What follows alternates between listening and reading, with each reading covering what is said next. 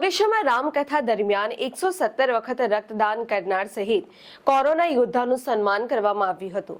જગદીશ મહારાજની ચાલી રહેલી કથા દરમિયાન સમાજ સેવકો અને નિવૃત્ત પોલીસ કર્મીઓને સન્માનિત કર્યા હતા। અંકલેશ્વર ઔદ્યોગિક વસાહતમાં નવદુર્ગા મિત્ર મંડળના ગરબા ગ્રાઉન્ડ ખાતે આયોજિત રામકથામાં વિશેષ સન્માન સમારોહ યોજાયો હતો। જગદીશ મહારાજની અમૃતમય ચાલી રહેલી કથા દરમિયાન સમાજ સેવકો અને નિવૃત્ત પોલીસ કર્મીઓને સન્માનિત કરવામાં આવ્યા હતા। છેલ્લા 25 વર્ષથી અને વિશેષ કોરોના કાળમાં અનેક બિનવારસી મૃતદેહોના અંતિમ સંસ્કાર કરનાર ધર્મેશ સોલંકીનું વિશેષ સન્માન કરાયું હતું।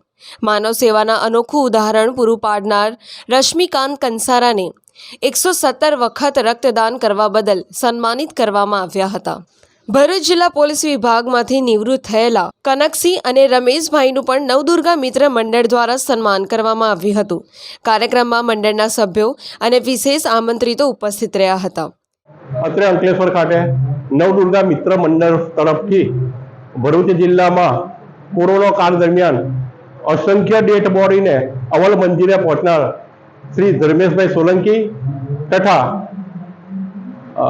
117 वखत ब्लड डोनेट करनार श्री रश्मिभाई कंसाराનું स्वागत करे छे।